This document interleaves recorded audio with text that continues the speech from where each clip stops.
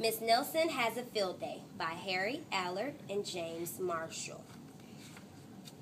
For some weeks now, gloom had blanketed the Horace B. Smedley School. No one laughed or threw spitballs. No one even smiled. Miss Nelson was worried. Everyone was down in the dumps. Even the cafeteria ladies had lost their sparkle. Mr. Blandsworth was so depressed he hid under his desk. "It's the worst team in the whole state," he said. And it was true. The Smedley Tornadoes were just pitiful.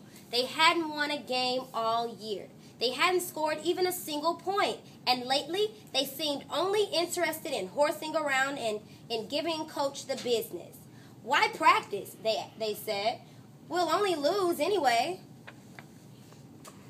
"We're in it for now," said old Pop Hansen, the janitor. "The big Thanksgiving game is coming up, and the werewolves from Central are real animals. They'll make mincemeat out of our team." "What's to be done?" said Miss Nelson. "We need a real expert," said Pop. That afternoon, while Miss Nelson was grading papers, she heard wild laughter. It was coming from the teacher's lounge. Coach Armstrong had cracked up. "I'll make us a fresh pot of coffee," said Miss Nelson. When Coach had calmed down, Miss Nelson took him home in a taxi. "You need a nice long rest," she said. The next day it was announced over the PA that Coach Armstrong would be out for a long time with the measles. "Who will take his place?" said the kids. When Miss Nelson passed by Lulu's after school, a serious discussion was going on. "We need someone who can really get the team into shape for the big Thanksgiving game," said one kid. "Someone who knows how to get results." "It's too bad Miss Viola Swamp isn't around," said another. "Who?" said a kid who was new in town. "You've never heard of Viola Swamp?" said the first kid. "The meanest substitute in the whole wide world. She's a real witch. She'd have no trouble getting results." Mr. Blandsworth happened to overhear. He said. I think he has something up his sleeve. What does that mean, to have something up your sleeve? That's an idiom, correct? A plan. Have a plan. He may have a plan, okay? Said Miss Nelson, and she wasted no time getting home. After rummaging around in her closet, she found what she was looking for. What could that be? Talk to me.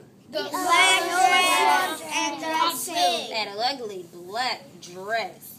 Then she made an important phone call. "I'll be right there," said the voice at the other end. The next day, Mr. Blandsworth announced that there would be football practice as usual.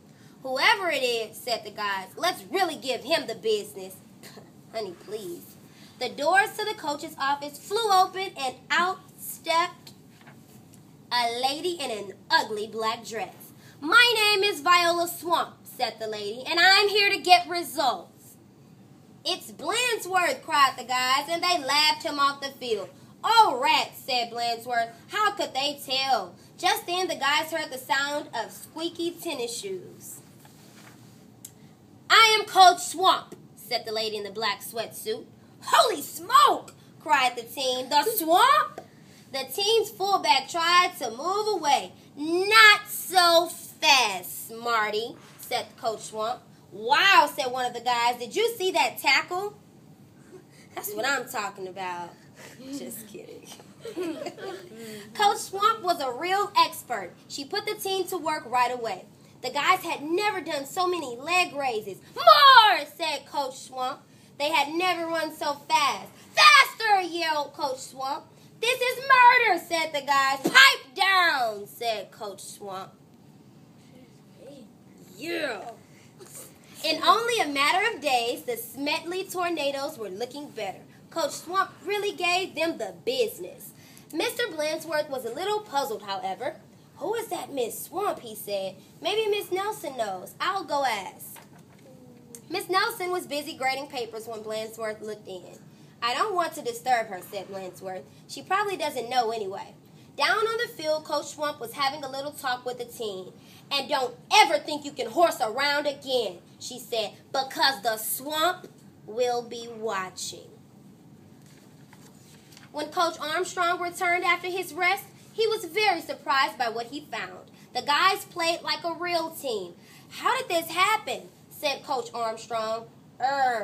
Said the guys. wait. On Thanksgiving Day, the tornadoes clobbered the werewolves 77-3. It was a great day for the Horace B. Smedley School.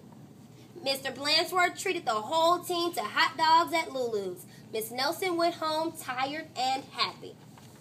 Sometimes you just have to get tough, she told her sister Barbara. And by the way, thanks for filling in for me. Anytime, said Barbara. Anytime.